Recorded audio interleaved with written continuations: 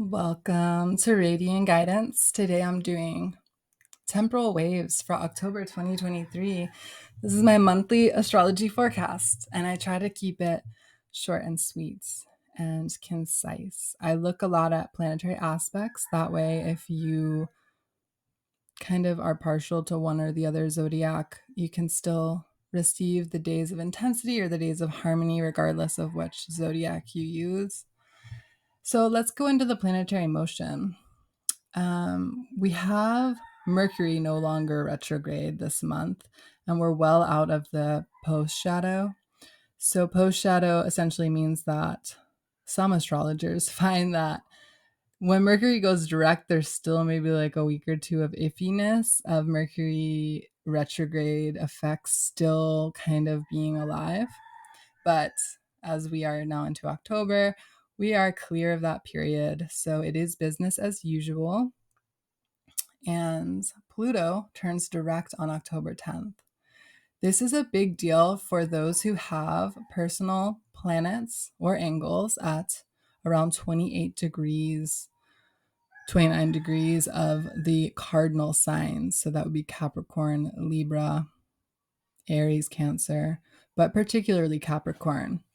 If you were born in 1990 like myself and you have your North Node at 28 Capricorn, this is a big winter for you because until January is the final pass of Pluto over your North Node. And North Node is an extremely karmic destiny point. I did a full video on this on my channel. So if you're part of that group of people, you should watch that video. It's Pluto on a personal angle or planet is a once in a many lifetime, very rare transit. And this is such a pivotal period because it's the last time it goes through Capricorn, period, dot. Like it will go into Aquarius in January. And so this is the last shedding or the last transformation before you really up level and step into a new purpose. And that will require a lot of letting go, a lot of surrender and trust. Pluto, I joke, is like the TSA agent that is like, okay, like I can take you to this really cool place, but you have to get this shit out of your pockets. And you still have like the little crystal that you're like, can I bring this? And he's like, no, you got to take it out. And then you're like, can I keep it? And he's like, no, you got to throw it out. So whatever, you have to unload all the water, all the fluids. They can't go with you. There'll be other things you can get later, but now you have to let go. So that's Pluto for you in a nutshell. And so those who have personal planets or angles around the latter part of the cardinal signs are really going to be feeling the intensity of this last pass of Pluto through Capricorn. We have Saturn, Neptune, Uranus, and Jupiter still retrograde. And so these, many of them outer planets, are still sleeping, if you will.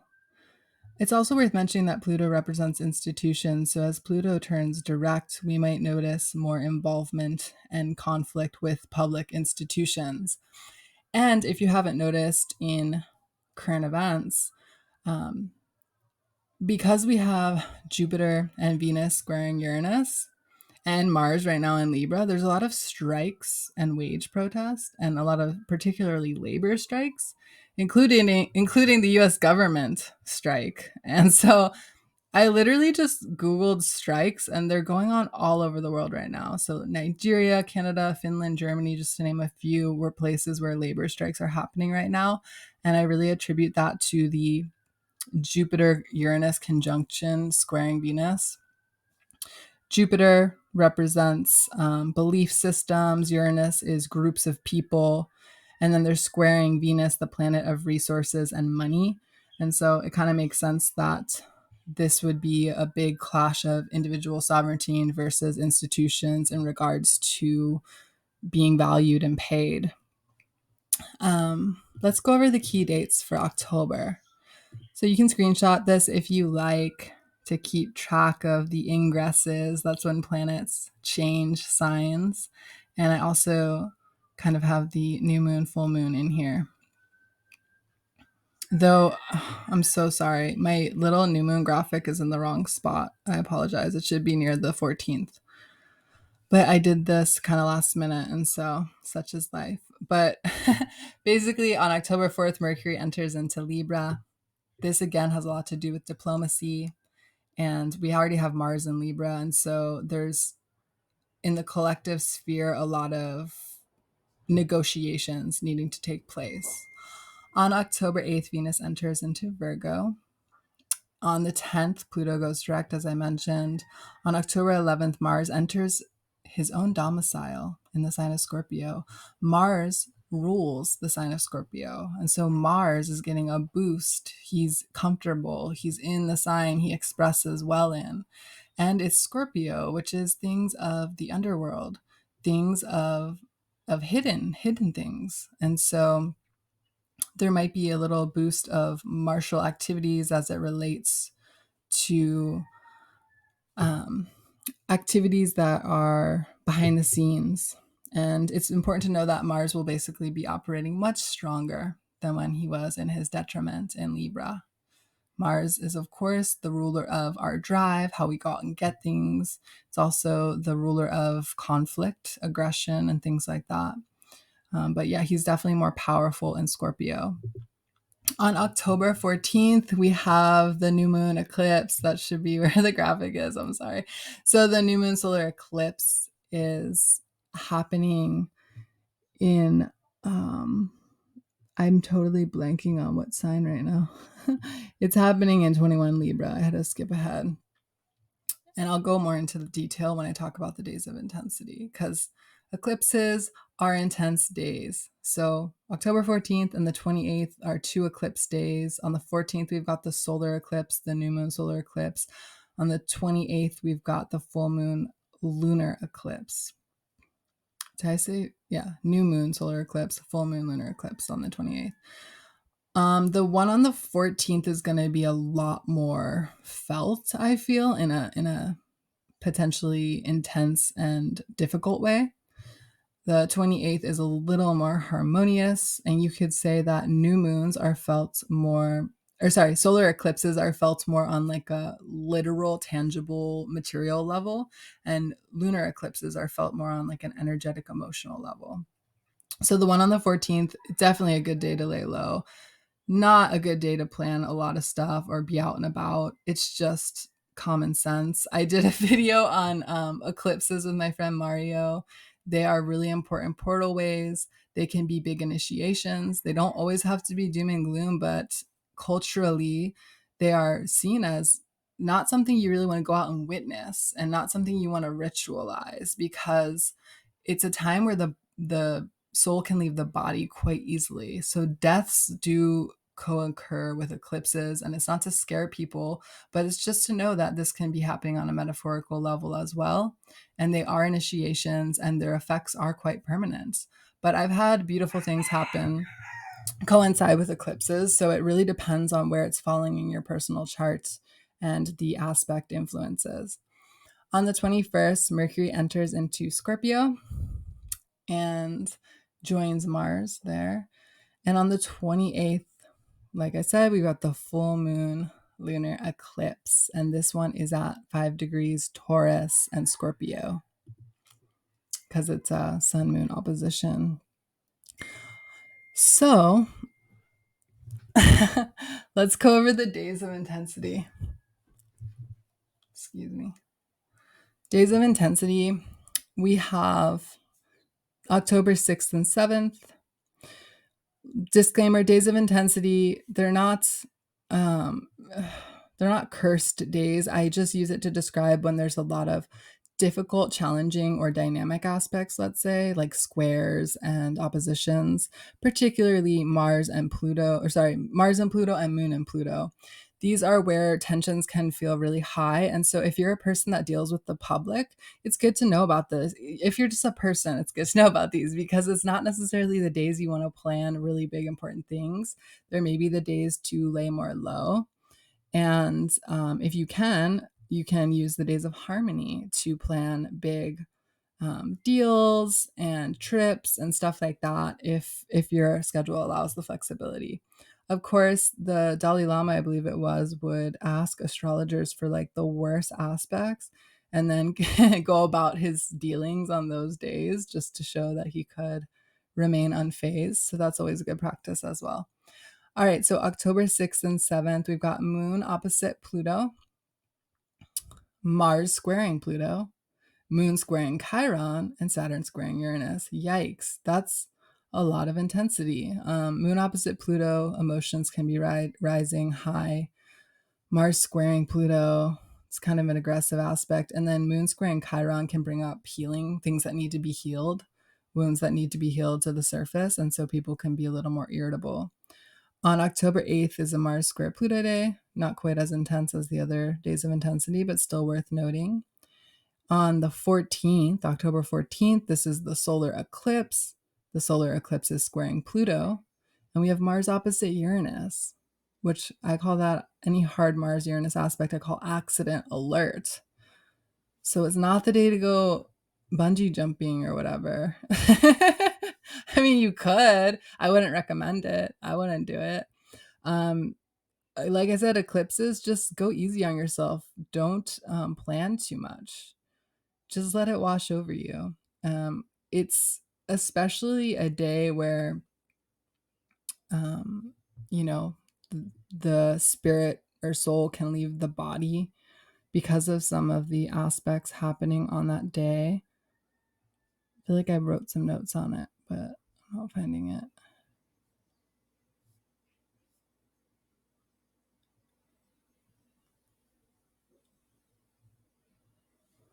Yeah, it's the nodes square to Pluto. It's very transformative. But yeah, not a day to like do a plant journey, just a day to lay low, observe. Don't put too much pressure on yourself because energetically eclipses can be a little draining. On October 20th. Oh, and by the way, to know how this eclipse might be impacting you for the next 6 months or so, you basically want to see, do you have any personal planets near 21 degrees of Libra? That's where it's happening. And do you have personal planets at any of the cardinal signs? So Capricorn, Aries, Cancer, 21 degrees, because it will be squaring or opposing those cardinal signs. So it's just as potent. So that eclipse will be more potent for those individuals. And again, locate where's 21 degrees Libra in your charts. And then you can see what house the eclipse is occurring in. So what area of life is going to be transformed. On October 21st, we have the moon conjunct Pluto, squaring Sun and Mercury. On the 22nd, we have moon square Mars. Just a more impulsive kind of energy, moon square Mars. Venus is opposite Saturn. This could be like on the 22nd, little fights, little like relational kind of tiffs because of the Venus opposing Saturn with the moon square Mars. On the 27th of October, we have moon conjunct Chiron. That can be very healing, but it might be bringing up wounds because it's squaring Pluto, and we have Mars opposite Uranus, which is another accident alert day. These are just days that are more accident prone because Mars is action and Uranus is sudden, spontaneous events. And Mars is, of course, represents violence too and aggression. So it's just more edgy. On the 28th, we have the full moon lunar eclipse. And this one is actually a Venus ruled eclipse. And like I said, lunar eclipses are happening more on the emotional, less physical level. And the sun is conjoining Mars for this eclipse. And the eclipse is sextiling Venus. And it's eclipse happening on the Taurus, moon in Taurus, sun in Scorpio axis. So this can be more of an opportunity for kind of closures or coming to resolutions, that kind of feel. I think it'll be a lot less dramatic than the October 14th eclipse. And like I mentioned for the other eclipse, look at where 5 degrees of Taurus or any of the fixed signs are in your chart. So that would be Taurus, Scorpio, Aquarius, and Leo. If you have personal planets or angles at 5 degrees of any of those fixed signs, this eclipse is going to feel more pronounced for you. And again, look at where 5 degrees Taurus and Scorpio falls in your chart, those are the houses or area of life that are going to be impacted and transformed through the eclipse. All right, finally, we'll get to the days of harmony. So I love talking about the days of harmony. These are really auspicious days. It's when there's a lot of flow between planets, a lot of ease and grace, when we can really harmonize and tap into the energies for what is being invited. And so on October 10th, we have the moon conjunct Venus, trining Jupiter. What a very auspicious, lovely aspect. And this is also when Pluto goes direct. So this can have big implications over institutions. And it's worth mentioning the sun will square Pluto the whole second half of October. And so hopefully by around the 19th of October, we can see more resolutions with some of these like strikes and conflicts within institutions because of on the 19th, we have Mercury conjoining the sun under the beams. It's under the beams of the sun, conjunct Spica and the south node. And so this could be kind of like an opening, a resolution, as K2 or the south node is a spiritual aspect of the moon that helps us escape worldly delusions. So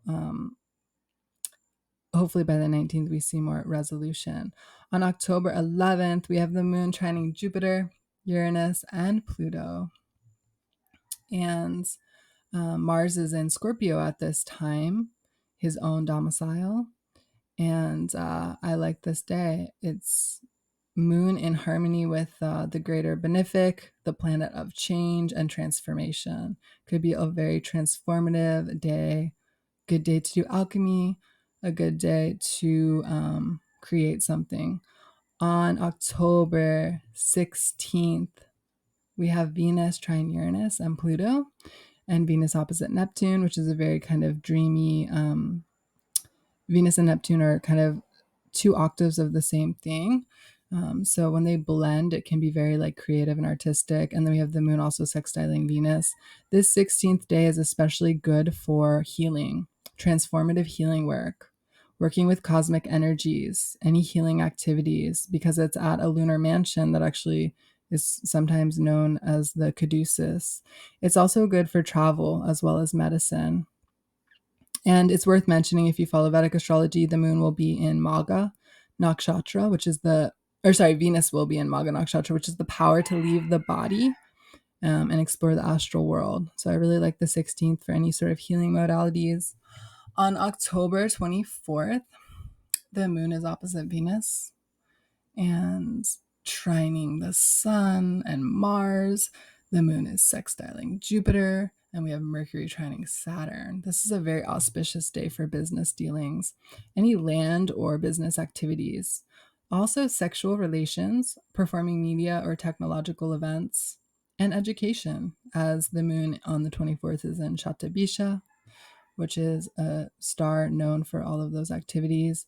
And as you can see from these harmonious aspects, it would be a very good day for doing anything involving expansion and trade that you want to be permanent.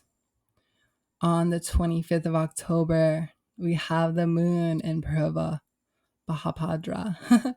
And this is a nakshatra of introspection, conjoining Neptune, the dreamy transpersonal planet, sextiling Uranus. So this 25th day is a really good day for any sort of meditative activities, introspection, silence, and maybe personal healing and transformation in a more quiet and inward way.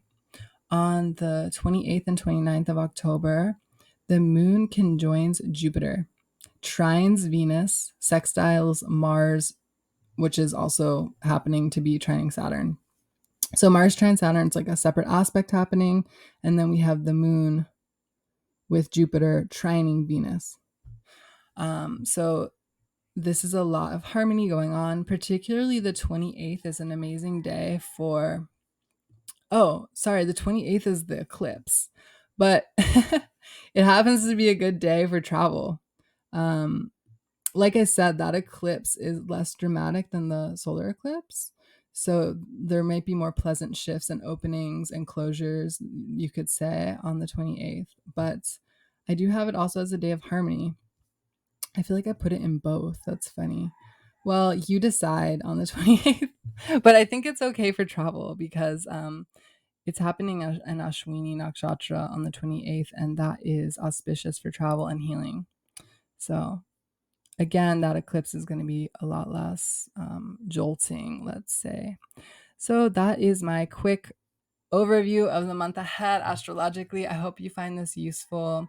It's always important to look at your personal transits because these are general. This is like very general collective stuff that I'm speaking to.